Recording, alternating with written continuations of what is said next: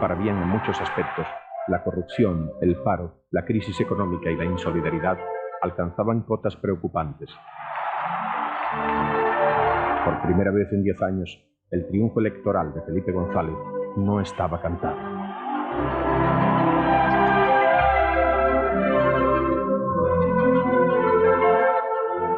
¿A quién admira más, al Quijote o a Sancho?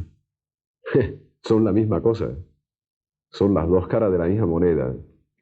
O son un solo personaje. Eso está maravillosamente estudiado. Hasta el punto de que en el desarrollo de la historia de la novela es maravilloso lo que ocurre al final, ¿no? Que Don Quijote recupera la razón y Sancho Panza no quiere aceptar que haya recuperado la razón poco antes de morir. Y entonces Sancho Panza es el que fantasea, el que sigue diciendo que no, que hay que volver, que hay que seguir siendo idealista y que... Por tanto, es el mismo personaje, maravillosamente descrito por Cervantes. La mezcla entre el sentido práctico y el sentido de la utopía, el idealismo, la perspectiva del futuro, lo irreal. Es una mezcla muy humana, muy española, por cierto. ¿Qué fue de su utopía? Yo mantengo muchas utopías. La mayor de todas las utopías es que hubiera una generación de españoles que naciera, viviera y pudiera acabar su ciclo vital sin enfrentarse a otros españoles. Esa era la mayor de las utopías. Y para un país como el nuestro, eso tiene un gran sentido histórico. ¿Todos opinan sobre Felipe González? ¿Usted puede opinar sobre usted? Muchísimo menos. Yo en eso siempre me acuerdo de Machado, ¿no? Dice que el perfil es una cosa de fuera, ¿no? Uno no puede definir su propio perfil, o tiene mucha dificultad. Pero hay cosas que me extrañan. Por ejemplo, me extraña que la mayor parte de la gente me considere pragmático. Yo me sigo considerando bastante idealista. Pero bueno, la imagen se superpone a la realidad y esa es la que creo.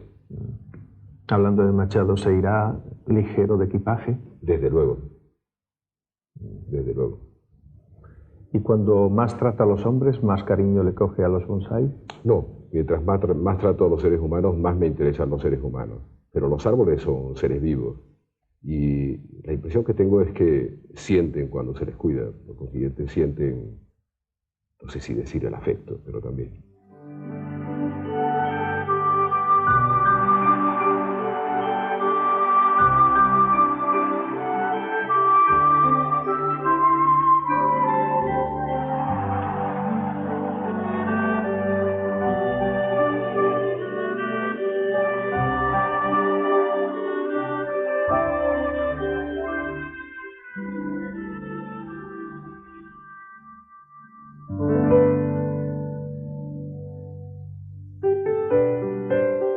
¿Usted se considera un hombre honesto? Yo me considero honrado y coherente conmigo mismo. ¿Su mensaje de ahora ha sido el de siempre? Pues creo que sí. Yo creo que eso también se verá mejor desde fuera, pero lo que declaraba hace 12 o 14 años lo declaro ahora y muchas veces en los mismos términos. ¿Se pueden hacer promesas después de tantos años de poder? A mí me cuesta mucho trabajo emplear el lenguaje de la promesa. Se pueden hacer compromisos, ¿no? Se pueden hacer compromisos. De hecho, yo he utilizado casi siempre ese tipo de lenguaje. El de las promesas, pues no sé, me resulta más ajeno, porque en realidad el compromiso significa que los otros también tienen que hacer, o sea, que las personas a las que te dirigen también tienen que hacer. Esa idea que se le atribuye a Kennedy, aunque es una idea muy antigua. Y si usted se pregunta qué puede hacer su país por usted, ¿qué puede usted hacer por su país? Sería la pregunta correcta. Y yo creo que eso es lo que conforma el compromiso, que es muchísimo más interesante que la promesa. La promesa es demasiado vulgar y casi siempre demasiado demagógica. ¿Usted siente que ha cumplido sus compromisos? Los compromisos que han dependido de mí los he cumplido a rajatabla. Y después, en política hay compromisos de hacer, de ir alcanzando metas, ¿no? Y se cumplen en el 80%, en el 90%, el 30% o el 50%, depende de cómo vengan las circunstancias, ¿no? Siempre he tenido la voluntad de cumplirlos. Y algunos de los compromisos, además, probablemente los he corregido, porque me parecía que había que hacerlo de una manera y después de otra. Y lo he explicado.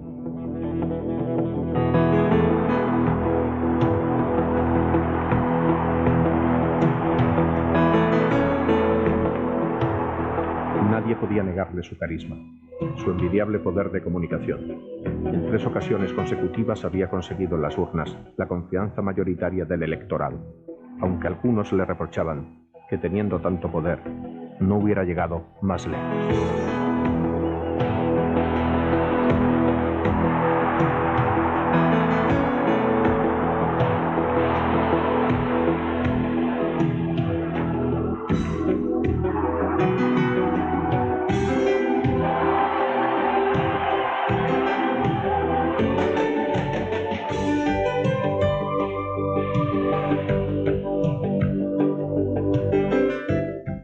¿Por qué no se atrevió a llegar a más cuando se lo estaban pidiendo 10 millones de españoles? No estoy seguro de que eso sea correcto. Somos 40 millones de españoles. Entonces 10 millones votaron en el 1982. Yo creo que votaron por unas cuantas cosas. La primera de ellas es por garantizar una vida pacífica y libre para España. Yo creo que eso era lo fundamental. Y junto a eso yo creo que votaron por algunas otras cosas. Un esfuerzo de modernización, un esfuerzo de justicia social, un esfuerzo por sacar a España de la crisis y un esfuerzo también por romper las fronteras del aislamiento. En todos esos campos yo creo que se avanzó. Ahora, es verdad que he sido siempre prudente y moderado y la verdad es que pienso seguir siendo. ¿En algún momento ha pensado usted que la vida es absurda?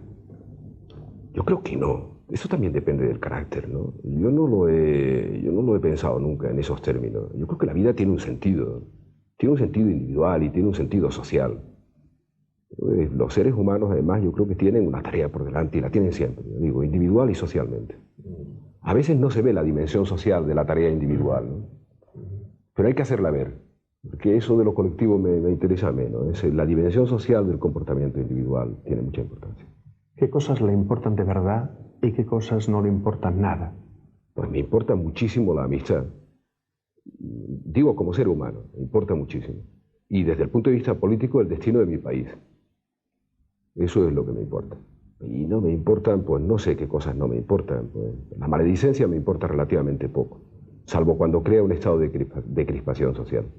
No me importa nada el dinero, por ejemplo. No me ha importado nunca y creo que me sigue sin importar absolutamente nada. Presidente González, ¿no está harto de los españoles? En absoluto. ¿Por qué había de estarlo? Al contrario, soy muy agradecido. Sabe usted que soy la persona con más apoyo democrático que este país ha tenido desde que existe el Consejo de Ministros. Y hace ya mucho tiempo, desde 1824. Cuando se está más arriba es cuando más se conocen las miserias del hombre. No estoy seguro. Eso depende del tipo de persona, no cabe duda que depende del carácter. Felipe, ¿le ha exigido muchas traiciones la política? Que sea consciente, ninguna. Ninguna. Y espero además no tener que sacrificar eso nunca. Yo creo que premia la buena fe en toda tarea humana, en política también. Es decir, ir de buena fe, aunque a veces lo sorprendan a uno en la buena fe, yo creo que es más positivo que ir de mala fe. ¿El poder insensibiliza? No lo creo, eso depende de la condición humana. Yo no separaría mucho la condición humana del ejercicio del poder. Si el que ejerce el poder es insensible a determinados tipos de problemas, seguramente el poder lo insensibilizará más. Pero si se es sensible a los problemas que plantea cada día la realidad, probablemente uno se vuelve cada vez más sensible. Yo estuve hace unos días con unos niños que son seropositivos, parte de ellos, estuve almorzando con ellos y la verdad es que me impresionaron, yo creo que más que si hubiera sido un ciudadano normal. ¿Aísla?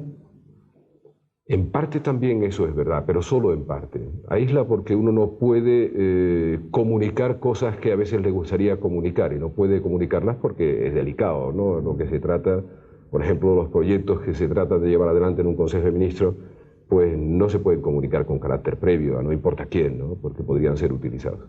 Y sobre todo el poder escucha. De nuevo, eso depende de la condición humana. Escucha a quien sabe escuchar, y quien no sabe escuchar, esté en el poder o fuera del poder, nunca escucha a nadie, ¿no? Ahora, es imprescindible que el que está en el poder sepa escuchar. ¿Usted sabe escuchar? No lo sé, lo tienen que decir los demás. Algunos dicen que me cuesta trabajo escuchar, que intervengo mucho y que hablo mucho. Yo tengo la impresión de que escucho y hago un poco una tarea de esponja, de sacar lo que creo que es positivo de lo que oigo. La prensa tiene la lengua larga y el poder tiene los oídos muy sensibles. Es posible que esa descripción sea buena, es una imagen como otra cualquiera. La prensa cumple una función de crítica y la crítica al poder probablemente es la más clara de las funciones de la prensa en general, ¿no? Por consiguiente, la relación de la prensa con el poder o con la política es siempre una relación de esa naturaleza, una relación crítica. ¿Le ha hecho más humano el poder? Yo creo que sí, pero también es difícil juzgarse en ese terreno a uno mismo, sí. Me ha hecho más humano, incluso en el sentido de más resistente, es decir, que creo que también es una condición del ser humano, más resistente a algunos de los avatares por los que hay que pasar. ¿Cuánto cuesta un tanque?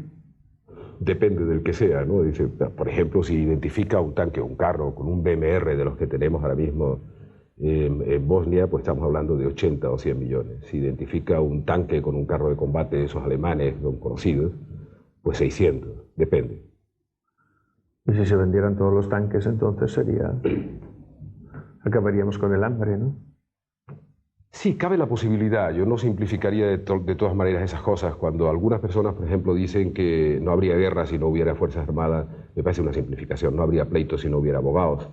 Uno puede seguir extendiendo el ejemplo hasta el infinito, ¿no? Entonces los seres humanos serían benéficos y puros, y como eso no es verdad, hay contradicción de intereses y ya lo estamos viendo, ¿no? Lo importante en todo caso es utilizar en beneficio de la paz la fuerza de que se dispone. Usted sabe que desde el hacha de piedra el hombre todas las armas que ha inventado las ha utilizado, ¿verdad? Hasta el napalm, ¿no? Sin duda, sin duda. Es la teoría del arco y la flecha que se va repitiendo permanentemente a lo largo del tiempo. La última versión la tuvimos en aquella discusión que había entre los dirigentes de la antigua Unión Soviética y el presidente de Estados Unidos, Reagan, que quería crear una especie de escudo espacial que pudiera frenar la flecha de los misiles de largo alcance de la Unión Soviética, y asustó mucho a los soviéticos porque pensaban que en esa permanente pelea entre escudo más potente para frenar la flecha o flecha más potente para atravesar el escudo podían perder esa carrera. ¿Lo de Bosnia podría terminar como la guerra del Golfo Pérsico? Yo creo que lo que hay que hacer es intentar que termine recomponiendo un clima de convivencia en paz de gente que ha luchado mucho entre sí y que ha vivido algunos otros periodos de comprensión. Es la derrota del hombre como ser racional, quizás la derrota del hombre tal como se expresaba en la Ilustración, ¿no? El hombre como centro del universo y como ser racional. ¿Para usted qué es peor, matar por ideas o matar por dinero? A mí me parece inaceptable la idea de matar. Y matar por ideas me parece un endiosamiento intolerable. El que mata por dinero es simplemente un malvado, ¿no? El que mata por ideas se cree Dios. No sé lo que es peor. Porque ¿quién puede decidir sobre la vida de una persona, ¿no? ¿Quién puede decidir? ¿Es que hay algún ser humano que pueda tomar la decisión de eliminar la vida de otra persona? Eso es un endiosamiento intolerable, ¿no? ¿Nunca simpatizó con ETA? Jamás. A pesar de que formé parte de aquellos que se resistían a que hubiera ejecuciones en 1975. ¿Cuándo acabará la bárbara costumbre de la sangre que tanto nos ha costado, ¿no? Es difícil decirlo. En España se ha avanzado mucho, pero vemos que esa bárbara costumbre está hoy en pleno apogeo, desarrollo en la antigua Yugoslavia, ¿no? Vemos que los seres humanos siguen matándose a veces por ideas, dicen. A mí me cuesta trabajo aceptar lo que es por ideas, salvo que sean ideas asesinas, ¿no? ¿Usted luchó para esto? Sin duda. Durante muchísimo tiempo soñaba con la posibilidad de que España fuera, repito una vez más, un país libre y en paz. ¿España es lo que usted había soñado?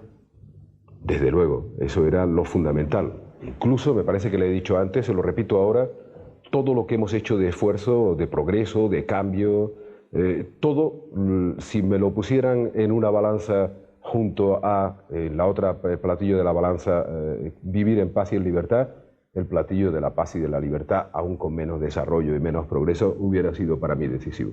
En estos 11 años, ¿quién ha cambiado más, España o usted? Yo creo que España ha cambiado más. Creo, honradamente creo que ha cambiado más España. ¿España funciona? Funciona bastante razonablemente. Mire, solo compare dos cosas que seguramente le habrán llamado la atención. Cómo pudimos organizar los mundiales de fútbol en el 82 y cómo hemos podido organizar la Olimpiada del 92. Son 10 años de diferencia. Y los Juegos Olímpicos no hay que ver más que la prensa nacional e internacional para saber cómo se han hecho. Pero no digo solo eso, o la Conferencia de Paz, o nuestra exposición universal. ¿Qué siente, aunque hemos hablado algo de eso, cuando escucha declaraciones suyas de hace mucho tiempo? Pues la verdad es que ese es un fenómeno muy singular. Yo creo que yo podría hacer el ensayo de publicar todas mis declaraciones sin tener que corregirlas. Creo que podría hacer ese ensayo. Puede que haya alguna contradictoria en el tiempo, pero me parece que serán las menos. En todo caso, estoy dispuesto incluso a dejarlas como están, aun siendo contradictorias, porque esta cosa que algunas veces ocurre en la política, que uno va, cuando se le ocurre editar pues, declaraciones, discursos, manifestaciones, etcétera, publicarlas, lo va corrigiendo sobre la marcha lo que ha dicho antes. Yo no tengo mucha necesidad de corregir eso. La verdad es que he tenido unas cuantas ideas que permanentemente me han acompañado en el curso de los años. Pero se va cambiando con el tiempo, ¿verdad? Se va cambiando de manera de ser, de aproximación a los problemas, se va teniendo más experiencia, sin duda alguna. Pero lo que es sustancial del pensamiento, eso que ya he repetido varias veces, de qué es lo que uno quiere para su país, eso no cambia tanto. Pueden cambiar las circunstancias y por consiguiente se tiene que actuar de una u otra manera. ¿Quién está más equivocado, el Felipe González del 82 o usted? Es que no estoy muy seguro de que haya una diferencia sustancial, quiero decir, entre una y otra persona. Por tanto, todo lo equivocado que estuviera en el 82 sigo estando en el 93. Y todo lo acertado que pudiera estar entonces, que no lo sé, pues sería en el 93 también. Acepto la dinámica del cambio y que hay que cambiar sobre ese cambio. Es decir, yo creo que hay que ser reformadores. Esa es quizás la esencia de una política de progreso. Por tanto, uno no se puede quedar anquilosado, pero que uno tiene que tener una cierta lealtad con sus propias ideas. Lo que me interesaba en el 82 para mi país me interesa en el 93 y ha habido un proceso de cambio importante. ¿En la política se siente usted como pez en el agua? No me parece que eso sea correcto. No creo que pudiera afirmar que sí. Si dijera que sí, pues no estaría diciendo la verdad. ¿Sabe usted que me hace sudar hablar en público? Creo que todo el mundo lo ha observado. Y que sin embargo un trabajo físico, por muy intenso que sea, no me hace sudar. ¿Pero no siente que es un profesional de la política? No. ¿Se va convirtiendo en un profesional? No, siento que tengo bastante más oficio con la experiencia. Por consiguiente, que hay muchas cosas que sé cómo pasan, sé que pasan y sé cómo pasan. Tengo, lógicamente, un bagaje importante de decisiones adoptadas presidiendo un Consejo de Ministros durante 10 años y medio. Algunas veces he comentado en público. Nunca ningún presidente de gobierno de España ha tenido una experiencia tan prolongada viviendo en libertad. Por consiguiente, tengo una experiencia internacional sin duda, muy extensa y muy intensa, ¿no? Y una experiencia nacional muy intensa, de muchos años. Eso, hombre, si uno no es rematadamente torpe, le da un cierto oficio, pero aún así sigo sin considerarme un profesional de la política, cosa que me reprochaba en el 82 Carrillo. Yo creo que tenía razón. ¿La realidad es distinta según se mire desde el poder, desde la oposición o desde la calle? No, la realidad debe ser la misma. El problema es que la política permite enfoques muy diferentes. Por ejemplo, permite un enfoque que en ese momento se está dando. Es decir, bueno, nada ha cambiado en el país, estos lo han hecho muy mal, es un desastre. Es evidente que han cambiado cosas. Y seguramente será evidente que hemos hecho cosas mal y cosas bien.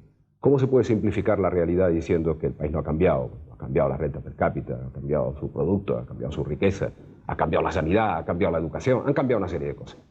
Bueno, uno puede decir, pero deberían haber cambiado de otra manera, o debería haber sido para esto o para lo otro. Pues nada, la política permite decir, y decir con convicción, no han hecho nada, es un desastre, etc.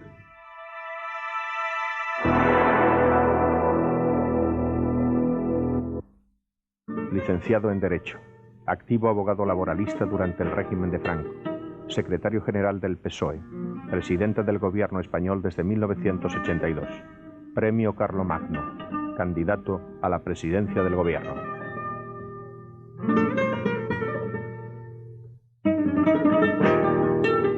¿La Moncloa la siente como su casa o como un hotel? Como ninguna de las dos cosas, porque no se debería considerar un hotel.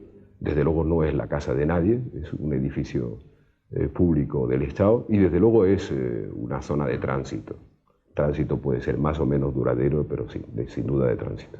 Aquí se pasa con mucha facilidad en España de héroe a villano, ¿no? Con demasiada facilidad. Yo creo que hay gente que es poco leal consigo misma. No digo con los demás, porque si no se tiene lealtad con uno mismo es muy difícil. Digo, con coherencia con uno mismo es muy difícil mantener un cierto criterio respecto de los demás. Sí, sí, aquí todavía en España, no sé si me voy a expresar con total corrección, pero todavía funciona bastante esta cosa de abajo el que suba. Abajo el que suba. Sí, y todavía funciona bastante la intolerancia, aunque hemos avanzado mucho en eso. Entonces, si una persona se coloca en una posición que no le gusta a la otra persona que lleva tiempo admirándola, si se coloca en una determinada posición que no le gusta, borra toda la admiración y lo convierte en la villanía completa, o en el villano completo. Es una cosa penosa. De todo lo que dicen de usted, ¿qué es lo que más le molesta?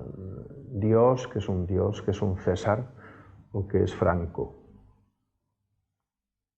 La verdad es que me parece bastante absurdo eso ese tipo de calificaciones. Yo me siento una persona bastante corriente, bastante normal, que tengo pues un origen bastante normal, bastante corriente. O sea, soy como la media de la mayoría de los ciudadanos, inmensa mayoría. Y la gente que me conoce desde hace mucho tiempo sabe que estoy diciendo que lo que estoy diciendo es cierto, ¿no? Entre otros, tú me conoces desde hace mucho tiempo. Por consiguiente, esa bobada de Dios, o César, lo digo ya, Franco, es una estupidez que no se tiene en pie, ¿no? A Franco nunca lo votó nadie. ¿Le duele a los políticos con la corrupción y con...? Me duele, sí, porque nunca me he sentido corrompido, ni por nada ni por nadie. Por consiguiente, a mí personalmente me duele. Hay mucho sentido en política, pero creo que es más importante que el de la capacidad intelectual. Es decir, este es muy capaz, es muy inteligente para hacer política, pero no es honrado. Bien, no me vale. Me vale más decir, bueno, este tiene más dificultad, menos capacidad. ¿Por qué la gente es tan harta de los políticos, presidente? Pues no lo sé, hay una oleada de crítica a la política y a los políticos que es preocupante en un país cometiendo como responsables políticos. Yo he entrado en la política por unas razones que tienen poco que ver con la profesionalización de la política hace ya muchos años. Y eso me preocupa enormemente, porque si se pone muy caro el precio para hacer política, en el sentido habitual del término, quizás la política vaya descendiendo de nivel y se haga más mediocre, y la gente que tenga una cierta valía no quiera entrar dentro de ese mundo. ¿No hay una especie de pesimismo en la sociedad española? Bueno, estamos viviendo una situación de crisis. Hay un poco de pesimismo y un poco de crispación, o un grado de crispación y de pesimismo no deseable. No es deseable el pesimismo porque estamos mejor que estábamos para enfrentar esta crisis y superarla. Y la crispación no es deseable en ninguna circunstancia y no deberíamos contribuir nosotros a la crispación. Deberíamos intentar los responsables políticos descrispar, seguir apelando a la tolerancia y al respeto a las ideas de los demás. Pero en fin, vivimos un momento de crisis y es bastante lógico. En toda Europa se habla de europesimismo, ¿no? No podríamos escaparnos de eso. ¿El español es un buen ciudadano? Yo creo que sí.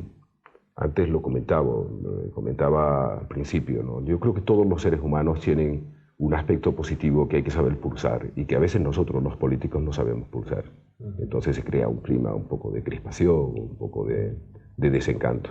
Pero creo que los españoles tienen tanta capacidad como cualquiera para ser positivos. ¿Le han intentado engañar muchas veces? Imagino que sí, pero tampoco soy consciente de que haya habido demasiados intentos de engaño, porque casi siempre se ve venir a la gente, ¿no? Cuando los enemigos están en el propio partido duelen más las puñaladas, ¿no? Cuando es así, sí, sin duda. Yo no he tenido en eso una experiencia mala. He tenido quizás el apoyo más sólido que una fuerza política le puede dar a un gobierno y a quien lo preside. Bueno, algunas puñaladas. Sí, digo, pero que yo no he tenido una mala experiencia. Puede haber habido desavenencias, pero yo no he tenido una mala experiencia de relación con el partido, al contrario, ha sido muy positivo. ¿Con qué miembro del gobierno se entiende peor? Perdón, mejor.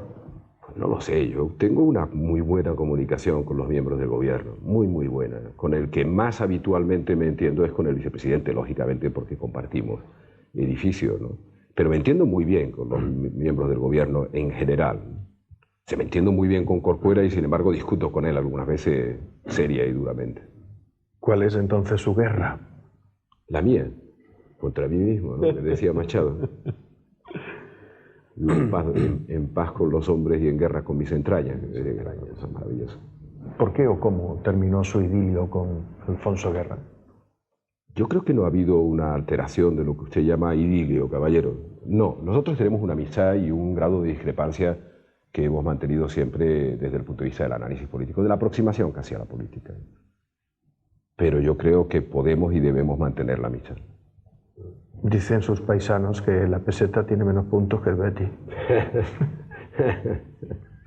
Eso es bueno, pero no, deben estar tranquilos, deben tener calma, porque, mire, en los últimos meses ha habido países mucho más sólidos que el nuestro desde el punto de vista económico que lo han pasado peor que nosotros, como por ejemplo Gran Bretaña, o como por ejemplo Italia. Ambos han tenido que salir del sistema monetario europeo, han tenido que dejar flotar la moneda, han pasado por ataques muy fuertes. Pero además yo creo que no debemos sacralizar las cosas que son más accesorias. Por ejemplo, usted recuerda que hace 5 años, no más de 5 años, un dólar, 5 o 6 o 4, un dólar valía 180 pesetas. Y ha llegado a valer 90 pesetas. Y nadie se ha puesto las manos en la cabeza diciendo el dólar no vale nada, ha caído y tal. Nah, la economía americana se va recomponiendo, regenerando, y Estados Unidos sigue siendo el país más fuerte del mundo. Es más fuerte y se supone que lo que está haciendo Clinton es lo que va a llegar a todos y lo que se va a hacer en los próximos años, ¿no? Clinton decía una cosa que me sonaba mucho. Decía, bueno, lo que hay que hacer es recuperar la inversión en educación, en infraestructuras, en sanidad pública, y además hay que organizar bien los Juegos Olímpicos de Atlanta. Me suena mucho eso, ¿eh? Nosotros hemos insistido tanto desde el 82 en educación, infraestructura, sanidad, y además después nos tocó organizar los Juegos Olímpicos, que me suena nuevo, no me suena a nuevo nada, ¿no? Me suena a algo que además sí se ha producido como cambio histórico. Las políticas que son políticas despiadadas desde el punto de vista social han dejado de estar de moda. Esas políticas absolutamente neoliberales que no tenían en cuenta la dimensión social de las proyecciones económicas, afortunadamente han dejado de estar de moda. Ahora la política tiene que ser mucho más compasiva o no la aceptarán los ciudadanos. ¿Qué siente ante la mirada de un mendigo? Pues siento vergüenza de que todavía pueda existir mendicidad. Y sé que la sociedad produce eso, incluso en las sociedades con un altísimo nivel de desarrollo. ¿Dónde hay más pájaros? ¿Presidente, en Doñana o fuera? Seguramente fuera. Y en Doñana hay muchos. ¿Usted sabe mucho de pájaros? No tanto como quisiera. Me gustaría saber mucho más de los unos y de los otros. Uno debería saber esas especies con detenimiento, una por placer y la otra por necesidad. Si nos decidiéramos todos a decir la verdad, esto sería un lío, ¿no? Pues quizás no tanto, ¿no? La verdad de lo que uno piensa la puede y la debe decir en general. Yo digo que desde el poder se tienen algunas limitaciones, ¿no? Pero que son lógicas, porque el ejercicio del poder es un ejercicio de responsabilidad y la ética del poder es una ética de la responsabilidad. No es exactamente la ética individual, es la ética de la responsabilidad. Y hay algunos datos o algunas cosas que se pueden decir particularmente y que no se deben decir desde la responsabilidad del gobierno, ¿no? Yeah. Hay que callar muchas cosas, ¿no? No tanto como muchas, yo no lo exageraría, porque da la impresión de que es un sufrimiento de tener que callar, no tanto como muchas. ¿Pero por qué no se puede explicar todo? Bueno, probablemente uno desde la responsabilidad del poder conoce muchas cosas, ¿no? Y algunas tiene que ser prudentes para exponerlas. Yo creo que los ciudadanos exigen más prudencia de quien tiene la responsabilidad de gobierno que de quien no la tiene. Quien no la tiene, pues puede decir cualquier cosa, pero a veces uno tiene que saber medir lo que dice. Y medir lo que dice no es ocultar la verdad, sino decir lo que en cada momento conviene decir desde el punto de vista de los intereses generales de nuestro país. Es decir, no se pueden explicar las razones ocultas, ¿no? A veces. En algunas situaciones no. ¿Por qué dejar de reconocerlo? En algunas situaciones no. Algunas veces sabe uno cosas en política internacional que de ninguna manera, por poner un ejemplo, de ninguna manera podría poner de manifiesto, porque haría muy difícil la relación de nuestro país con otro país. Y como tiene que preservar uno las relaciones internacionales, por poner, ya digo, ese ejemplo que es el más evidente, pues tiene que callarse algunas de las cosas que sabe. Un día me quedé alucinado cuando le vi hablar 5 minutos sobre la patata temprana. 5 minutos sería probablemente exagerado que dijera, pero en fin, sí me interesa y me gusta mucho la agricultura, me gusta la relación con la naturaleza, o sea, me gusta mucho, personalmente me gusta. Me gusta mucho ver cómo van las siembras. Entonces, cuando salgo por ahí por la carretera, algunas veces se sorprende la gente que dice que no salgo. Veo si hay un riego a manta que está mal hecho, está bien hecho, me gusta eso. Volveremos a la naturaleza.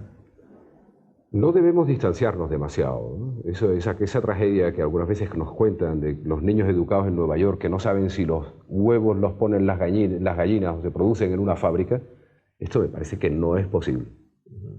Desde luego, para el ser humano, ese distanciamiento de la naturaleza es una pérdida de civilización extraordinariamente importante. ¿Cómo va su vida espiritual? No sé lo que significa. La vida del espíritu es la vida que se relaciona con la naturaleza, o se relaciona con la literatura, o se relaciona con el pensamiento íntimo. Yo creo que eso va razonablemente bien. ¿Se reúne usted con el presidente de la conferencia episcopal? Bueno, yo sabía que no se refería exactamente a la vida de espíritu, sino a la vida espiritual en el sentido religioso del término. Sí, me reúno con el presidente de la conferencia episcopal y una reunión cordial y yo creo que fructífera. ¿Tiene en su cabeza grabadas palabras de Jesucristo? Pues probablemente tan directamente como de Jesucristo, algunas tengo, pero en fin, algunas me llaman mucho la atención, más que de Jesucristo, de algunos de los sucesores de aquella época. Hay una que repito muchas veces, de San Pablo, que dirigía a los Efesios, que empezaba la carta diciendo: el que no trabaje, que no coma. Una cosa muy dura. Es curioso que el trabajo empezó siendo un castigo, ¿verdad? Y ahora es el bien más deseado. Se dice que empezó siendo un castigo. Yo creo que el ser humano se realiza a través del trabajo. Entonces, cuando hay una carencia de trabajo, pues la verdad es que se siente mucho y se siente con una desazón extraordinaria, ¿no? Y con una preocupación extraordinaria. Es la primera preocupación hoy de todos los ciudadanos. ¿Caminamos hacia una sociedad de parados? No lo creo. Yo creo que vivimos un momento crítico, un momento serio, donde ya no hablo solo de la crisis económica, sino la incorporación de nuevas tecnologías. La revolución tecnológica crea incertidumbre para el futuro y hay que luchar contra esa incertidumbre buscando fórmulas que sean imaginativas, sin que sean locuras, porque algunos pueden estar proponiendo locuras. Pero ¿sabe usted que la primera revolución industrial ocurrió igual, ¿no? Se creó un clima de incertidumbre y se pensaba que iba a haber un enorme excedente de mano de obra, y lo que se produjo fue la mayor época de empleo que conoce la historia. ¿Cuál es la verdadera tragedia de la España moderna? De la España moderna, si se entiende como España moderna lo que ha pasado en el siglo XX o en el siglo XIX y XX, la verdadera tragedia es el aislamiento, el ensimismamiento, encerrarse en sí misma, no ser capaces de comprender que había corrientes innovadoras en el mundo. Esa es la verdadera tragedia, creo yo. El enclaustramiento de España, cocerse en su propia salsa, no tener confianza en sí mismo para abrirse al mundo y para ser capaces de captar y adoptar las corrientes de modernización y de cambio. ¿Su pasión por Europa dónde nace? Pues yo creo que de la lucha contra la dictadura, la identificación de Europa con la bandera de la libertad, del cambio, eso, lo diferente de aquel eslogan que vivíamos durante algún tiempo de España es diferente y tan diferente, ¿no? Debe ser diferente porque tiene características diferentes, pero al mismo tiempo debe ser homologable con los países libres.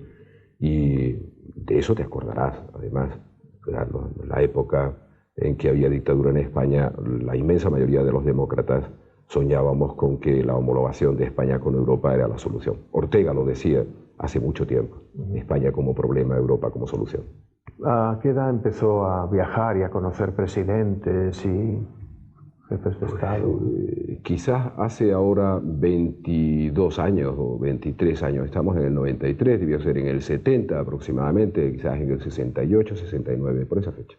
¿Cuál es el político más inteligente que ha conocido? Eso es muy difícil decirlo. A mí, yo he conocido a personas pues muy inteligentes, ¿no? Quizás Palme era una persona muy inteligente. Era tan inteligente que explicaba las cosas con sencillez, lo cual confundía a muchos. Creían que era muy simple porque explicaba las cosas con sencillez. Y era la inteligencia necesaria para hacer de lo complejo una explicación que entendiera todo el mundo. ¿Y qué político le ha hecho sentirse más ser humano? Brandt era un hombre de una dimensión humana extraordinaria, extraordinaria. O sea, tenía una fibra humana que yo creo que lo demostró. ¿Sabe usted? La talla moral de un político, como de cualquier ser humano, se muestra más en el momento de abandonar la responsabilidad, de dejar la responsabilidad, incluso la responsabilidad de vivir, es decir, la dignidad de morir como un ser humano.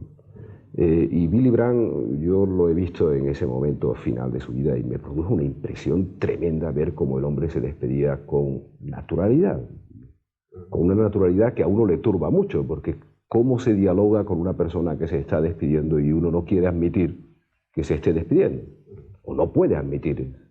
¿Y el más falso? ¿El político más falso? Eso sería una absoluta infidencia decirlo. Eso nunca lo puede decir un responsable político. No lo debe decir un responsable político, porque a lo mejor ese que a uno le parece que es el más falso, pues tiene que estar mañana sentado frente a uno negociando cualquier cosa. Pero sí puede decir el más peligroso, ¿no? Más peligroso. Tampoco, es un poco el mismo calificativo que puede ser despectivo, ¿no? A mí me parecen peligrosos los dictadores.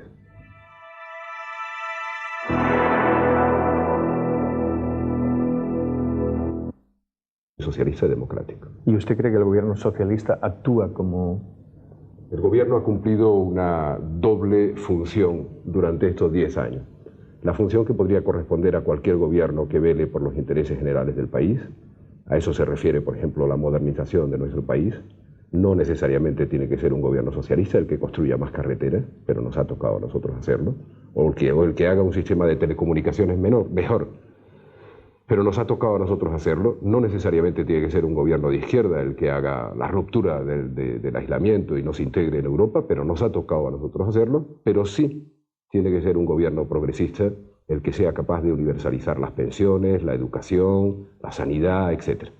Normalmente eso no se corresponde con un gobierno de derecha. Por tanto, hay una impronta de política social que es típica y propia de un gobierno de progreso. Es decir, que se puede seguir llamando socialista y obrero. Sin duda se puede seguir llamando socialista y obrero. El problema de las siglas, a veces, por ejemplo, obreros, hay menos que los hubiera históricamente, en el sentido tradicional del término. Por tanto, tenemos un partido que tiene 100 años y las siglas, por consiguiente, tienen 100 años, tienen también ese arrastre histórico. ¿Cuáles son hoy los valores de la izquierda? Pues siguen siendo los del progreso y la solidaridad. ¿España, Felipe González, ha dejado de ser de izquierda? Yo creo que no. Yo creo que España es mayoritariamente una sociedad progresista.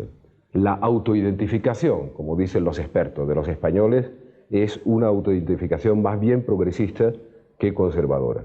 Eso no quiere decir que no haya una parte importante de España que sea conservadora, pero creo que la mayoría de la gente siente el deseo del progreso más que el deseo de la conservación.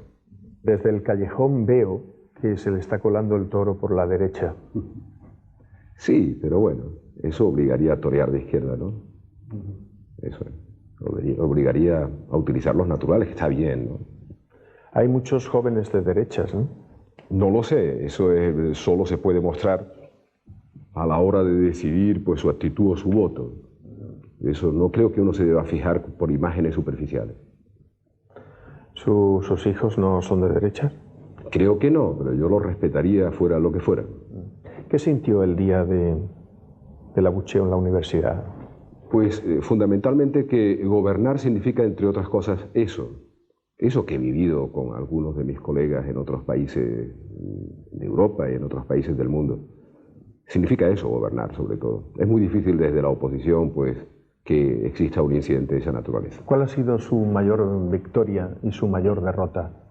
Pues la verdad es que no lo sé. Eso es mirarse demasiado a sí mismo, ¿no? Pues quizás la mayor victoria en términos generales, ¿no? La mayor victoria yo creo que es haber conseguido que España viva en paz y en libertad.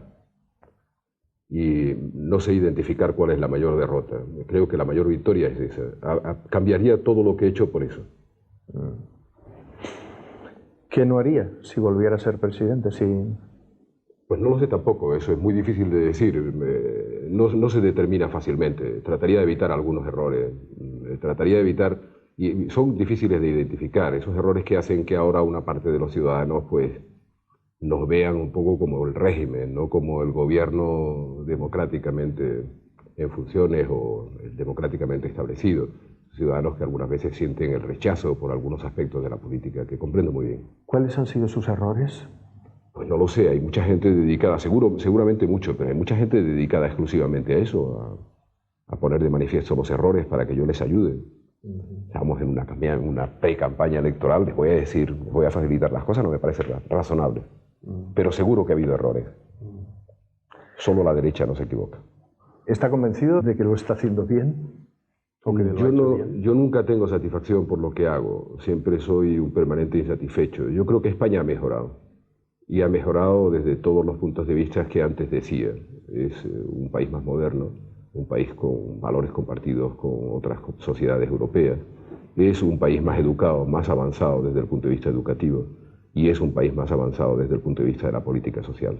Bueno, esto ha ocurrido. Yo no me doy por satisfecho en absoluto. Yo creo que hay que seguir avanzando. ¿Le gusta la firmeza o la flexibilidad? No son incompatibles, como siempre ocurre en la vida. Yo creo que la firmeza es absolutamente necesaria para gobernar. Los problemas tienen que ser resueltos, pero al mismo tiempo tiene uno que tener la flexibilidad suficiente para saber que no siempre se trata de decir no me temblará la mano para tomar tal decisión. Bueno, pues si le tiembla no importa, pero tómela. Sí, cuando no se toman decisiones, al final uno se arrepiente, ¿no? En un es sentido mucho peor no tomar decisiones que incluso tomar algunas veces alguna decisión equivocada. La parálisis, el sentimiento de impotencia ante los problemas es lo peor que puede ocurrir, yo creo que en la tarea de gobierno, pero creo que también en toda tarea humana. ¿Reflexiona mucho sobre lo que está viviendo? Sí, bastante más de lo que nadie imagina, aunque no tengo suficiente tiempo como quisiera para ocuparlo en reflexión. ¿Ha sacado muchas conclusiones paseando por los bonsái? Sí, bastante. Tardó mucho en convencer a Garzón. No, hablamos durante una mañana de su vinculación, o sea, de su decisión de dejar su función de juez y hacer una función parlamentaria. Hablamos una mañana durante 1 hora y media o 2 horas. No sé si eso es mucho o poco. Yo creo que es poco tiempo, ¿no? Yo creo que él tenía una decisión tomada de traspasar su experiencia como juez en la lucha contra la delincuencia organizada, el narcotráfico, etc., traspasar esa experiencia a un ámbito distinto como el ámbito parlamentario. A mí me pareció una muy buena idea, aunque le advertí que le iban a dar muy fuerte. Los que él creía que eran sus amigos ayer se iban a transformar en sus más feroces enemigos, cosa que le costaba trabajo creer, como le pasa a toda persona de buena fe. ¿Y no lo ha dejado eso tocado? Yo creo que al principio le dio como uno de esos golpes en el ring que lo dejan a uno un poco noqueado, ¿no? ¿Se lo advirtió? Pero después, yo se lo advertí esa misma mañana, el día que estuvimos hablando, le dije, esto va a ocurrir así, y creo que tú tienes una dificultad de piel, te va a costar, te van a atravesar los dardos. ¿Nos hemos perdido el respeto en España? Yo creo que no, ¿eh? Al contrario, yo creo que España se respeta a sí mismo mucho más que nunca en la historia se había respetado.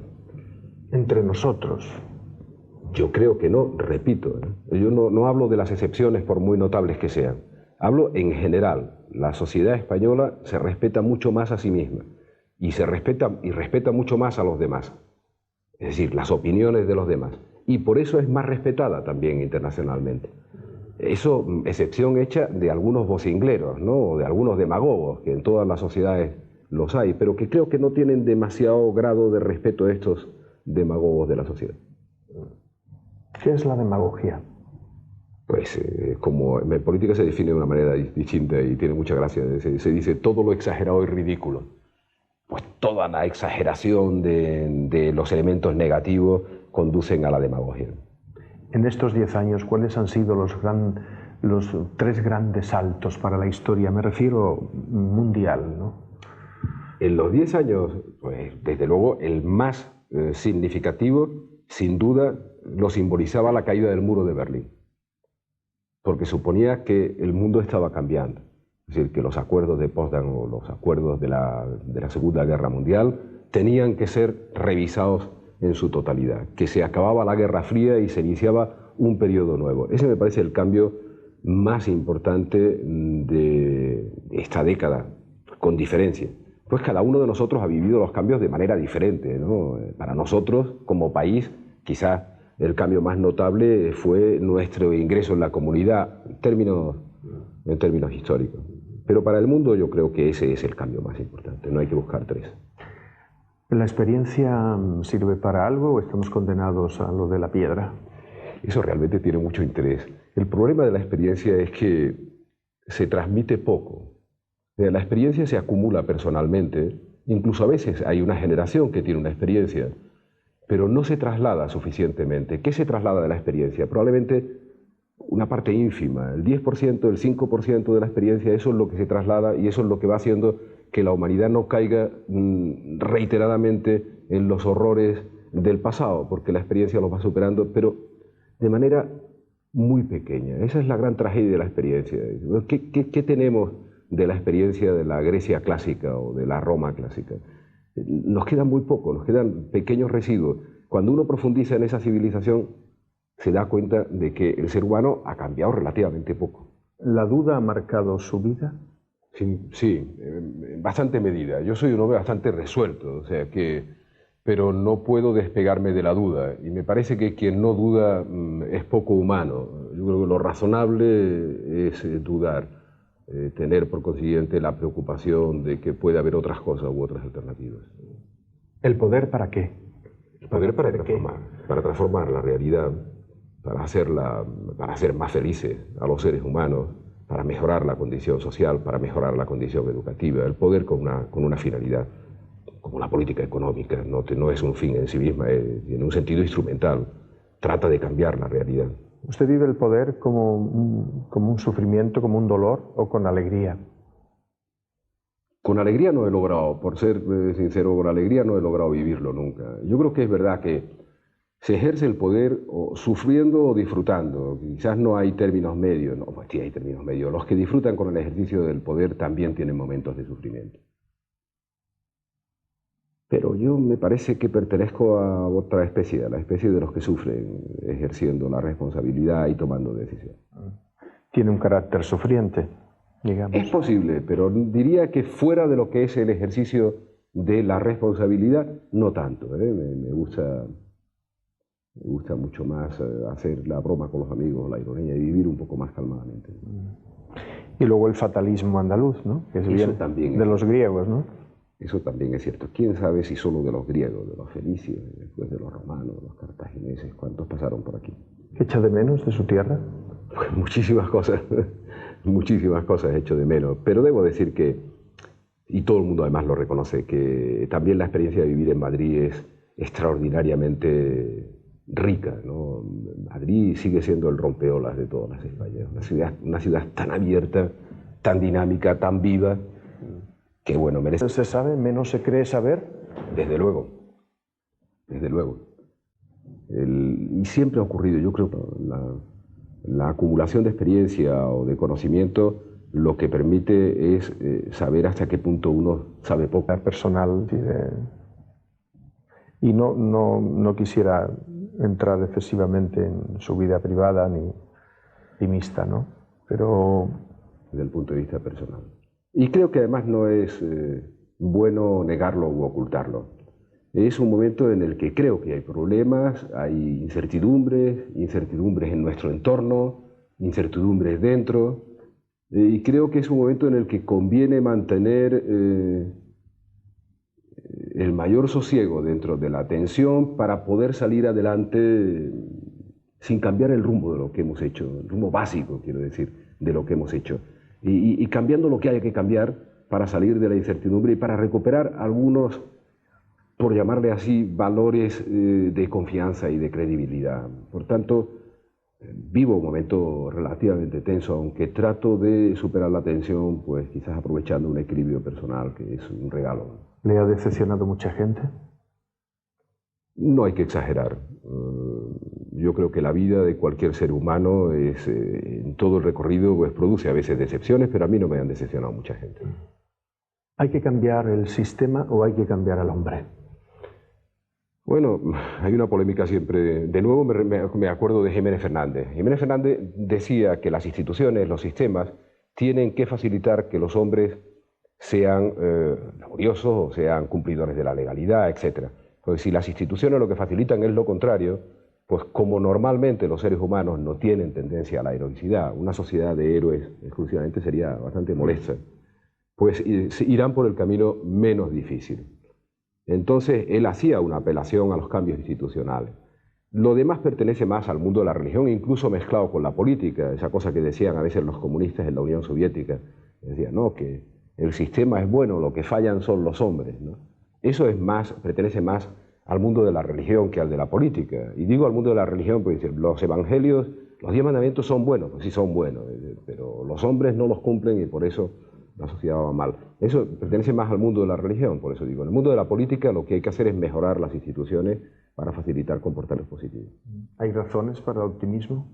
Yo creo que sí, yo creo que sí. Hemos vivido en los últimos años, ahora estamos viviendo un periodo de incertidumbre muy serio, pero en los últimos años hemos vivido el hundimiento de las dictaduras, tanto en América Latina como en el este de Europa. El totalitarismo comunista ha desaparecido, vivimos una época de libertad.